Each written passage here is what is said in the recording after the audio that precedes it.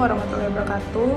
Yang terhormat kepada Bapak Dadang Sumarna, SHMH, selaku dosen pengampu etika profesi.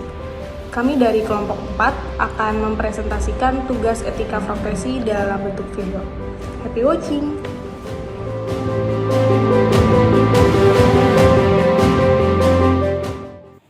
Pada kesempatan kali ini, saya akan menjelaskan terkait dengan pengertian etika profesi.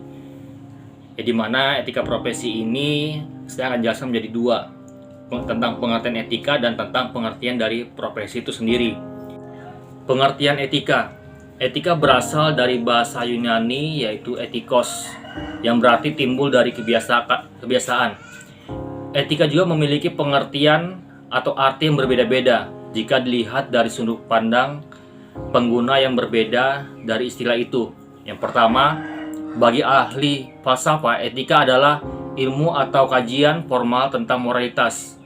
Yang kedua, bagi sosiolog, etika adalah adat, kebiasaan, dan perilaku orang-orang dari lingkungan budaya tertentu. Yang ketiga, bagi praktisi profesional termasuk dokter dan tenaga kesehatan lainnya, etika berarti kewajiban dan tanggung jawab memenuhi harapan atau ekspektasi profesi dan masyarakat, serta bertindak dengan cara-cara profesional. Yang keempat, bagi eksekutif puncak rumah sakit, etika seharusnya berarti kewajiban dan tanggung jawab khusus terhadap pasien dan klien lain, terhadap organisasi dan staf, terhadap diri sendiri dan profesi, terhadap pemerintah dan pada tingkat akhir walaupun tidak langsung terhadap masyarakat.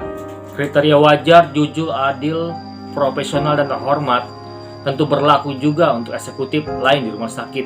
Yang kelima, bagi asosiasi profesi, etika adalah kesepakatan bersama dan pedoman untuk diterapkan dan dipatuhi semua anggota asosiasi tentang apa yang dinilai baik dan buruk dalam pelaksanaan dan pelayanan profesi itu. Yang kedua adalah pengertian profesi. Nah, profesi sendiri berasal dari bahasa Latin yaitu profesio, yang mempunyai dua pengertian yaitu janji atau ikrar dan pekerjaan. Bila artinya dibuat dalam pengertian yang lebih luas, menjadi kegiatan apa saja dan siapa saja untuk memperoleh nafkah yang dilakukan dengan suatu keahlian tertentu. Sedangkan dalam arti sempit, profesi berarti kegiatan yang dijalankan berdasarkan keahlian tertentu, sekaligus dituntut daripadanya pelaksanaan norma-norma sosial yang baik. Selanjutnya saya akan menjelaskan terkait dengan ciri-ciri dan syarat dari profesi itu sendiri. Ciri-ciri suatu profesi diantaranya adalah yang pertama, adanya pengetahuan khusus yang biasanya keahlian dan keterampilan ini dimiliki berkat pendidikan, pelatihan, dan pengalaman yang bertahun-tahun. Yang kedua, adanya kaidah dan standar moral yang sangat tinggi. Hal ini biasanya setiap pelaku profesi mendasarkan kegiatannya pada kode etik profesi. Yang ketiga, mengabdi pada kepentingan masyarakat. Artinya setiap pelaksana profesi harus meletakkan kepentingan pribadi di bawah kepentingan masyarakat. Yang keempat, izin khusus untuk menjalankan suatu profesi. Setiap profesi akan selalu berkaitan dengan kepentingan masyarakat, di mana nilai-nilai kemanusiaan berupa keselamatan, keamanan, kelangsungan hidup, dan sebagainya. Maka untuk menjalankan suatu profesi harus terlebih dahulu ada izin khusus. Yang kelima, kaum profesional biasanya menjadi anggota dari suatu profesi. Syarat-syarat suatu profesi. Yang pertama, melibatkan kegiatan intelektual. Yang kedua, menggeluti suatu batang tubuh ilmu yang khusus. Yang ketiga, memerlukan persiapan profesional yang alam dan bukan sekedar latihan. Yang keempat, memerlukan latihan dalam jabatan yang berkesinambungan. Yang kelima, menyajikan karir hidup dan keanggotaan yang permanen. Yang keenam, mementingkan layanan di atas keuntungan pribadi. Yang ketujuh, mempunyai organisasi profesional yang kuat dan terjalin erat. Yang kedelapan, menentukan standarnya sendiri. Dalam hal ini adalah kode etik. Setelah saya jelaskan tadi tentang pengertian etika dan tentang pengertian profesi, maka selanjutnya saya akan menjelaskan terkait dengan pengertian dari etika profesi itu sendiri. Menurut Kaiser, dalam etika profesi adalah sikap hidup berupa keadilan untuk memberikan pelayanan profesional terhadap masyarakat dengan ketertiban penuh dan keahlian sebagai pelayanan dalam rangka melaksanakan tugas berupa kewajiban terhadap masyarakat. Oleh karena itu, dari kesimpulan saya ini, maka bisa dikatakan bahwa etika itu mempunyai value, ada nilai di dalam etika tersebut.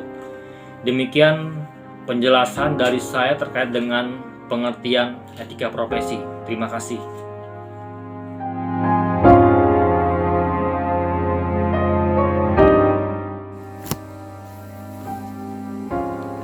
Pada kesempatan kali ini, saya ingin menjelaskan tentang kode etik profesi. Kode yaitu tanda-tanda atau simbol-simbol yang berupa kata-kata, tulisan, atau benda yang disepakati untuk maksud-maksud tertentu. Misalkan untuk menjamin suatu berita, keputusan, atau suatu kesepakatan suatu organisasi. Kode juga berarti kumpulan peraturan yang sistematis. Kode etik yaitu norma atau azas yang diterima oleh suatu kelompok tertentu sebagai landasan tingkah laku sehari-hari di masyarakat maupun di tempat kerja. Menurut Undang-Undang Nomor 8, kode etik profesi adalah pedoman sikap, tingkah laku, dan perbuatan dalam melaksanakan tugas dan kehidupan sehari-hari. Kode etik profesi merupakan sarana untuk membantu pelaksanaan sebagai seorang yang profesional supaya tidak dapat merusak etika profesi. Ada 3 hal pokok yang merupakan fungsi dari kode etik profesi. Pertama, kode etik profesi memberikan pedoman bagi setiap anggota profesi tentang prinsip profesionalitas yang digariskan. Maksudnya, dengan kode etik profesi, pelaksana profesi mampu mengetahui suatu hal yang boleh dilakukan dan tidak boleh dilakukan. Kedua, kode etik profesi merupakan sarana kontrol sosial bagi masyarakat atas profesi yang bersangkutan. Maksudnya bahwa etika profesi dapat memberikan suatu pengetahuan kepada masyarakat agar juga dapat memahami arti pentingnya suatu profesi, sehingga memungkinkan pengontrolan terhadap para pelaksana di lapangan kerja atau kalangan sosial. 3. Kode etik profesi mencegah campur tangan pihak di luar organisasi profesi tentang hubungan etika dengan keanggotaan profesi.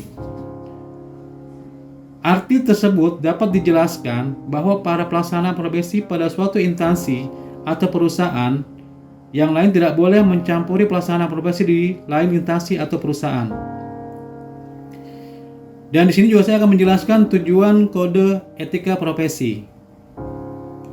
Tujuan dari kode etika profesi dirumuskan yang dituangkan dalam kode etik profesi adalah standar etika, menjelaskan dan menetapkan tanggung jawab terhadap klien, institusi, dan masyarakat pada umumnya. Standar-standar etika membantu tenaga ahli profesi menentukan apa yang harus mereka perbuat kalau mereka menghadapi dilema-dilema ketika dalam bekerja. Standar-standar etika membiarkan profesi menjaga reputasi atau nama dan fungsi-fungsi profesi dalam masyarakat melawan kelakuan-kelakuan yang jahat dari anggota-anggota tertentu. Standar-standar etika mencerminkan atau membayangkan pengharapan moral-moral dari komunitas.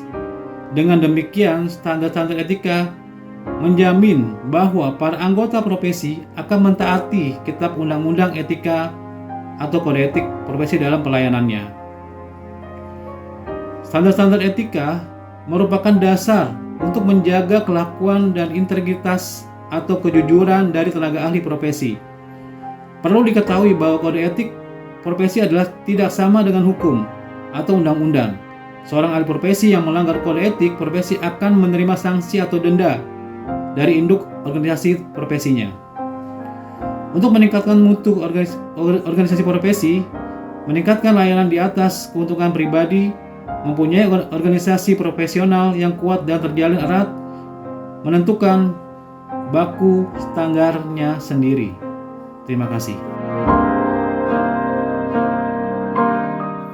Nah, untuk selanjutnya teman-teman, di sini saya akan menjelaskan tentang prinsip dan peranan etika profesi. Prinsip-prinsip etika profesi. Yang pertama ada tanggung jawab. Tanggung jawab terhadap pelaksanaan pekerjaan itu terhadap hasilnya dan tanggung jawab terhadap dampak dari profesi itu untuk kehidupan orang lain atau masyarakat pada umumnya. Yang kedua ada keadilan. Keadilan prinsip ini menuntut kita untuk memberikan kepada siapa saja apa yang menjadi haknya. Yang ketiga ada otonomi. Otonomi. Prinsip ini menuntut agar setiap kaum profesional memiliki dan diberi kebebasan dalam menjalankan profesinya, tetapi dibatasi tanggung jawab dan komitmen profesional dan tidak mengganggu kepentingan umum. Yang keempat ada prinsip integritas moral yang tinggi, komitmen pribadi menjaga keluhuran profesi. Selanjutnya, peranan etika dalam profesi. Nilai-nilai etika itu tidak hanya milik satu atau dua orang atau segolongan orang saja, tetapi milik setiap kelompok masyarakat, bahkan kelompok yang paling kecil yaitu keluarga, sampai pada satu bangsa. Dengan nilai-nilai etika tersebut, suatu kelompok diharapkan akan mempunyai tata nilai untuk mengatur kehidupan bersama.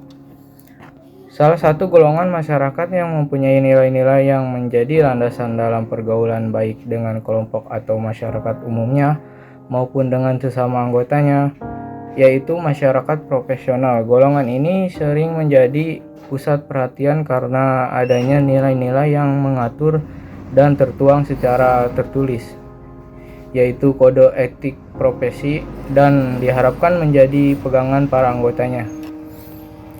Sorotan masyarakat menjadi semakin tajam manakala perilaku-perilaku sebagian para anggota profesi yang tidak didasarkan pada nilai-nilai pergaulan yang telah disepakati bersama tertuang dalam kode etik profesi, sehingga terjadi kemerosotan etik pada masyarakat profesi tersebut. Sebagai contohnya adalah pada profesi hukum dikenal adanya mafia peradilan. Demikian juga ada profesi dokter dengan pendirian klinik super spesialis di daerah mewah, sehingga masyarakat miskin tidak mungkin menjamahnya. Demikian penjelasan yang bisa saya sampaikan, kurang lebihnya mohon maaf atau ada kesalahan kata. Terima kasih. Menjelaskan mengenai penyebab pelanggaran kode etik profesi. Kode etik yang disusun oleh organisasi profesi, sehingga masing-masing profesi memiliki kode etik tersendiri. Misalnya kode etik dokter, guru, pustakawan, dan juga pengacara. Pelanggaran kode etik tidak diadili oleh pengadilan, karena melanggar kode etik tidak selalu berarti melanggar hukum. Beberapa penelitian yang telah dilakukan menyebutkan bahwa apapun yang terjadi atau menjadi penyebab terjadinya pelanggaran kode etik, yaitu seperti contoh penyebab terjadinya pelanggaran kode etik, salah satu contohnya yaitu tidak berjalannya kontrol dan pengawasan dari masyarakat atau organisasi profesi yang tidak dilengkapi dengan sarana ataupun mekanisme bagi masyarakat untuk menyampaikan keluhan-keluhan, dan juga rendahnya pengetahuan masyarakat mengenai substansi kode etik profesi karena buruknya pelayanan sosialisasi dari pihak profesi sendiri, belum terbentuknya kultur dan kesadaran dari para pengemban profesi untuk masyarakat mengenai martabat luhur dari profesi tersebut, juga tidak adanya kesadaran dan moralitas di antara para pengemban profesi untuk menjaga martabat luhur profesi. Lalu faktor subjektif, yakni dorongan dari dalam diri seperti pengaruh sifat kekeluargaan yang ada dalam penerapan yang seringkali kode etik berbenturan dengan hubungan kekeluargaan atau kekerabatan. Hal ini disebabkan muncul rasa tidak enak apabila berurusan dengan kerabat seperti hubungan kekeluargaannya. Lalu faktor selanjutnya pengaruh jabatan. Yang perlu diketahui adalah tidak semua keputusan yang bersifat positif akan menghasilkan sesuatu yang positif juga. Dalam kenyataannya, keputusan yang bersifat positif apabila berada di luar kode etik yang ada dapat menimbulkan masalah baru dan cenderung mengambil tindakan hanya memperhatikan efek positif dan negatifnya saja. tanpa melihat kode etik yang ada.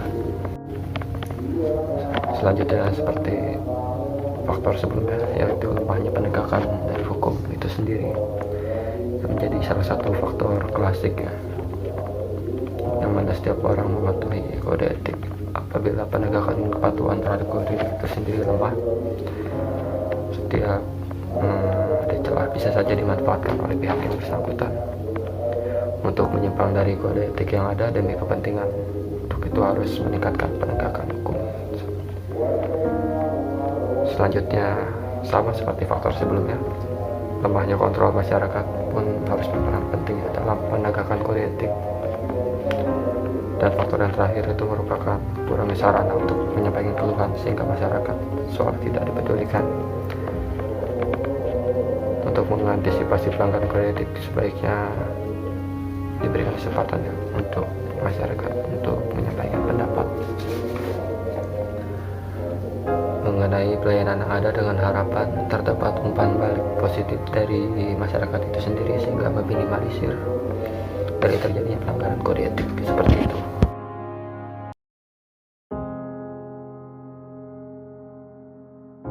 Pada kesempatan kali ini, kami dari kelompok 6 akan mempresentasikan etika profesi. Apa sih etika profesi itu? Jadi kesimpulannya, etika profesi itu mengacu pada seperangkat prinsip, moral, dan nilai-nilai yang mengatur perilaku para profesional dalam bidang pekerjaan mereka.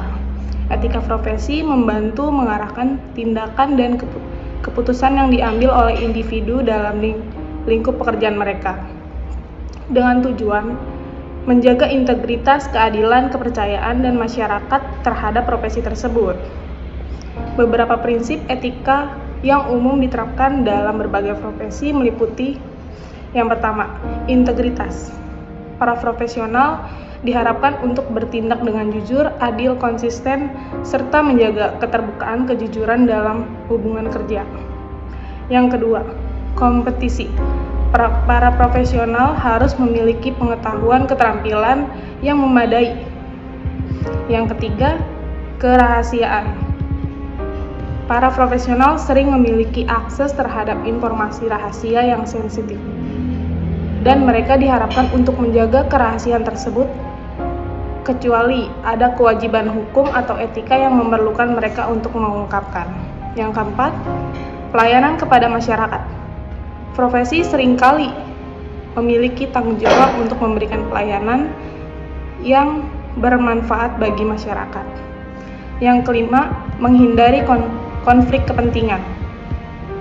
Jadi para profesional harus menghindari situasi di mana kepentingan pribadi atau finansial mereka dapat mempengaruhi objektivitas keputusan yang mereka buat dalam lingkungan kerja.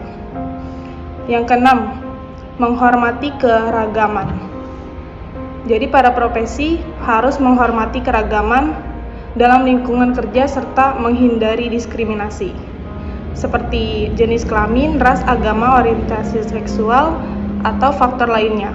Yang ketujuh, akuntabilitas.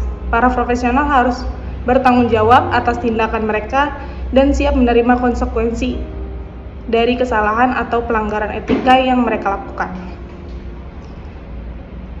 Cukup sekian kesimpulan dari saya. See you. Terima kasih. Assalamualaikum warahmatullahi wabarakatuh.